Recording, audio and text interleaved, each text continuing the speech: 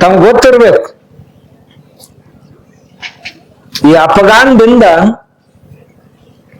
ಕೆಲವು ಜನ ಅಫಗಾನಿಗಳು ಬಂದ್ರು. ಬಂದವರ ಲೂಟಿ ಮಾಡ್ತಿದ್ರು, ಉಳಿದ ಸಂಪತ್ತಿಗೆ ಬೆಂಕಿ ಹಚ್ತಿದ್ರು. ನಲಂದ ಯೂನಿವರ್ಸಿಟಿಗೆ ಬೆಂಕಿ ಹಾಕಿದೊಬ್ಬ. ನಲಂದ ಯೂನಿವರ್ಸಿಟಿಗೆ ಯಾಕೆ ಬೆಂಕಿ ಹಾಕಿದ ಅಂದ್ರ, ಅಲ್ಲಿ ಬಂದಾಗ ಅವ ಜಡ್ಲೆ ಬಿದ್ದಿದ್ದ. ಅವನ ಸೈನ್ಯದೊಳಗೆ ಯಾರು ವೈದ್ಯರಿದ್ರು ಅವ್ರು ಹೇಳಿದ್ರು, ನಿನ್ನ ಉಳಿಸುವಂತ ಔಷಧಗಳ ನಮ್ಮ ಹತ್ರ ಇಲ್ಲೀಗ, ಆದ್ರಿಂದ ನಾವೇನು ಮಾಡಕ್ ಆಗಂಗಿಲ್ಲ ಅಂದ ಕೂಡ್ಲೆ ಇಲ್ಲಿ ಯಾರ ವೈದ್ಯರದಾರ ನೋಡು ಅಂದ್ರು. ಒಬ್ರು ಹೋಗಿ ಆ ನಲಂದ ಯೂನಿವರ್ಸಿಟಿ ಆಯುರ್ವೇದ ವಿಭಾಗದ ಪ್ರಮುಖರನ್ನು ಕರ್ಕೊಂಡು ಬಂದ್ರು. ಆಚಾರ್ಯ ರಾಹುಲ್ ಭದ್ರಾ ಅಂತ ಅವ್ರ ಹೆಸರು. ಆಚಾರ್ಯ ರಾಹುಲ್ ಭದ್ರಾ ಅಂತ ಅವ್ರ ಹೆಸರು. ಅವ್ರನ್ನ ಕರ್ಕೊಂಡು ಬಂದ್ರು. ಅವರು ಇವನ್ ತಪಾಸ್ ಮಾಡಿದ್ರು. ನಾ ಇಂಥ ಔಷಧ ಕೊಡ್ತೀನಿ ತಗೋತೀರೇನಂದ್ರು. ನೀವೆಲ್ಲ ಕಾಫಿರದಿರ್, ನಿಮ್ಮಂತವ್ರ ಕಡೆಯಿಂದ ಏನೋ ತಗೊಳುದಿಲ್ಲ ಅಂತ. ನನಗ್ ಬರೇ ಸಲಹೆ ಸೂಚನೆ ಅಷ್ಟ ಕೊಡುದು, ನೀವು ಔಷಧ ನಿಮ್ ಕೈ ಹಚ್ಚಿದ್ದನ್ನ ಏನೋ ತಗೊಳಂಗಿಲ್ಲ ಅಂದ. ಆಯ್ತು, ನಾ ಒಂದ್ ಸಲಹೆ ಕೊಡ್ತೀನಿ ಅಂದ. ಏನು? ನೀವು ಗ್ರಂಥ ಓದ್ತೀರೇನಂದ. ನಾ ಬರೇ ಖುರಾನ್ ಓದ್ತೀನಿ, ಮತ್ತೇನು ಓದಂಗಿಲ್ಲ ಅಂದ. ನೀವು ಓದು ಖುರಾನ ನನ್ನ ಕಡೆ ಕೊಡ್ರಿ, ನಾ ನಾಳೆ ಅದನ್ನ ನೋಡಿ ನಿಮ್ಗೆ ಕೊಡ್ತೀನಿ ಅಂದ. ಎಷ್ಟನೇ ಅಧ್ಯಾಯ ಓದಿದ್ರೆ ನಿಮ್ಗೆ ಆರಾಮ ಆಕೈತೆ ಅನ್ನೋದನ್ನ ನಾ ಹೇಳ್ತೀನಿ, ಕೊಡ್ರಿ ಅಂದ. ಕೊಟ್ರ. ಅವ ತಗೊಂಡು ಹೋದ. ತಗೊಂಡು ಹೋಗಿ ಮರುದಿವ್ಸ ತಂದು ಕೊಟ್ಟ. ಇಂಥಿಂತ ಅಧ್ಯಾಯ ಓದ್ರಿ, ಇವ್ 4 ಪಾನ್ ಅದಾವು, 4-6 ಪುಟ ಅದಾವು, ಇವ್ನ ಓದ್ರಿ, 8 ದಿವ್ಸ ಹೋದ್ರಿ ಆರಾಮಾಕಿರ್ ನೋಡ್ರಿ ಅಂತಂದ. ಆ ಅಧ್ಯಾಯ ಓದು ಹೊತ್ನ್ಯಾಗ ಹಿಂಗ್ ಪುಟ ಹೊಳಸಾಕ ಹಿಂಗ ಉಗುಳು ಹಚ್ಕೋತಿದ್ದ, ಪುಟ ಹೊಳಸ್ತಿದ್ದ, ಉಗುಳು ಹಚ್ತಿದ್ದ, ಪುಟ ಹೊಳಸ್ತಿದ್ದ. 8 ದಿನದಾಗ ಆರಾಮ ಆದವ. ಆದ ಕೂಡ್ಲೆ ಆಚಾರ್ಯ ರಾಹುಲ್ ಭದ್ರನ್ನ ಕರೆಸಿದ್ರು. ಏನ್ ಮಾಡಿದೋ, ನನ್ಗೆ ಆರಾಮ ಆತಲ್ಲ, ಏನ್ ಔಷಧ ಕೊಟ್ಟಿ ಅಂದ. ನಾನು ರಸೌಷಧಿಯನ್ನ ತಯಾರು ಮಾಡಿದ್ದೆ, ಕೆಲವೊಂದು ಭಸ್ಮಗಳಿಂದ ಇದು ತಯಾರಾಗ್ತದೆ. ಬಹಳ ತುಟ್ಟಿ ಔಷಧ ಇದು. ಬಂಗಾರ, ಬೆಳ್ಳಿ, ವಜ್ರ, ಎಲುಗಳಾಗಿರ್ಬಹುದು, ಮುಂತಾದ ವಸ್ತುಗಳನ್ನ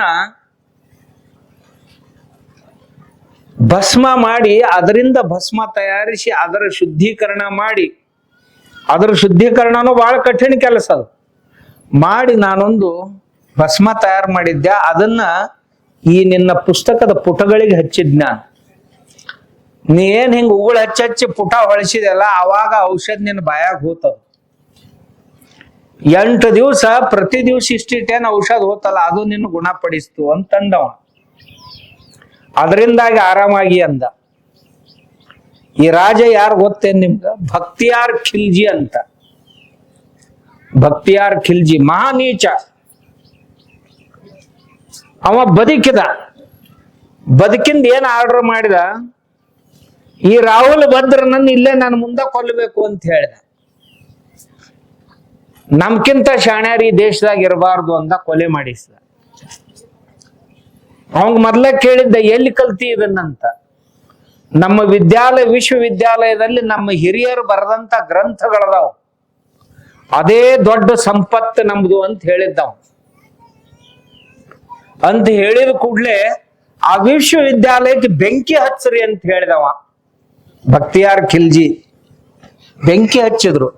6 ತಿಂಗಳು ಉರಿತಿತ್ತದು. ಎಷ್ಟೋ ಲಕ್ಷ ಗ್ರಂಥಗಳು ಆ ಕಾಲದಾಗ ಉರಿತಿತ್ತು ಯೂನಿವರ್ಸಿಟಿ. ಆಗ ಆಚಾರ್ಯ ರಾಹುಲ್ ಭದ್ರನ್ನ ಹಿಡ್ಕೊಂಡು ಬರ್ರಿ, ಅವ್ನ್ ಕೊಲೆ ಮಾಡ್ರಿ ಇಲ್ಲೇ ಅಂದ. ಆಚಾರ್ಯ ರಾಹುಲ್ ಭದ್ರ ಬರು ಹೊತ್ನ್ಯಾಗ ಉಳಿದಂತ ಎಲ್ಲ ಆಚಾರ್ಯರಿಗೆ ಹೇಳಿದ, ಈ ವಿಶ್ವವಿದ್ಯಾಲಯಕ್ಕೆ ಈ ನೀಚ ಬೆಂಕಿ ಹಾಕ್ತಾ ಇದ್ದಾನ.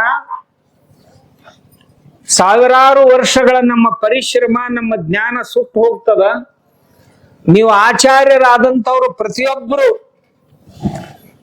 4 ಜನ ವಿದ್ಯಾರ್ಥಿಗಳನ್ನ ಕರ್ಕೊಂಡು ಅರಣ್ಯದೊಳಗೆ ಹೋಗಿ ನಿಮಗೇನು ಬಾಯ್ಪಾಠ ಐತೆ ಅದನ್ನೆಲ್ಲ ಅವ್ರಿಗೆ ಬಾಯ್ಪಾಠ ಮಾಡಸ್ರಿ.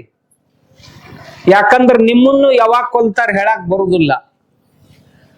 ಆಮ್ಯಾಗ ಈ ವಿದ್ಯೆ ಉಳಿಬೇಕು, ಇದು ಮುಂದಿನ ಪೀಳಿಗೆ ಹೋಗ್ಬೇಕು. ಅವ್ರಿಗೆ ಹೇಳ್ಬೇಕು ನಿಮ್ ಶಿಷ್ಯರಿಗೆ, ನಿಮ್ಗೇನು ಬಾಯ್ಪಾಠ ಮಾಡಿಸಿವೆಲ್ಲ ಇದನ್ನ ಮತ್ತೆ ತಾಡೋಲೆಗಳನ್ನ ತಗೊಂಡು ಬರ್ದಿಡ್ರಿ ಅಂತ ಹೇಳ್ಬೇಕು ನೀವು ಅಂತ ಹೇಳಿ ಆಚಾರ್ಯ ರಾಹುಲ್ ಭದ್ರ ಹೋದ.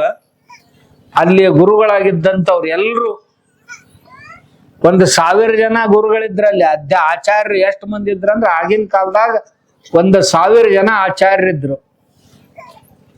ಅವರೆಲ್ಲ ಗ್ರಂಥಗಳನ್ನ ಬರೆದಿಟ್ರು, ವಿದ್ಯಾರ್ಥಿಗಳಿಗೆ ಬಾಯ್ಪಾಠ ಮಾಡಿಸಿದ್ರು, ಮಾಡಿಸಿ ಬರೆದಿಟ್ರು. ಆಮೇಲೆ ಈ ನಮ್ಮ ಸಾಂಸ್ಕೃತಿಕ ಸಂಪತ್ತಂತೇನಿತ್ತು ಅದನ್ನ ರಕ್ಷಣೆ ಮಾಡಿದ್ರು. ಉಳಿದದ್ದೇನು ಬಿಲ್ಡಿಂಗ್ ಬೆಂಕಿ ಹಚ್ತಾರ, ಹಚ್ಚಲಿ ಅಂದ್ರ ಭೌತಿಕ ವಸ್ತುಗಳಿಗೆ ಬೆಂಕಿ ಹಚ್ಚಿ ಹಾಳು ಮಾಡ್ತಾರ, ಮಾಡ್ಲಂದ್ರ. ಆದ್ರೆ ಸಂಸ್ಕೃತಿಯನ್ನ ಹಾಳಾಗಿ ಕೊಡಬಾರ್ದು ಅಂತೇಳಿ ನಮ್ಮ ದೇಶದ ಜನ ಸಂಸ್ಕೃತಿಯನ್ನ ಉಳಿಸಿದ್ರು, ಸಂಸ್ಕಾರಗಳನ್ನ ಉಳಿಸಿದ್ರು. ಸಂಪತ್ತು ಹೋದ್ರೆ ಹೋಗ್ಲಿ ಅಂದ್ರು. ನಮ್ಮಲ್ಲಿ ವೆಲ್ತ್ ಕ್ರಿಯೇಟರ್ಸ್ ಅಂತ ಏನದಾರ ಅವ್ರು ಬಹಳ ಮಂದಿ ಅದಾರ. ಸಂಪತ್ತು ನಿರ್ಮಾಣ ಮಾಡೋರು ಮನ್ಯಾಗ ಹುಟ್ಟುತ್ತಾರ, ಅದ್ರದ್ದೇನು ಚಿಂತೆ ಮಾಡ್ಬೇಡ್ರಿ ಅಂತ. ಆದ್ರ ಸಂಸ್ಕಾರಗಳನ್ನ ಕಾಪಾಡ್ಕೊಂಡು ಹೋಗ್ಬೇಕು ಅಂತ. ನಮ್ಮ ದೇಶ ಇಷ್ಟು ವರ್ಷ ಯಾಕೆ ಗಟ್ಟಿಯಾಗಿ ಉಳ್ದೈತಿ ಅಂದ್ರ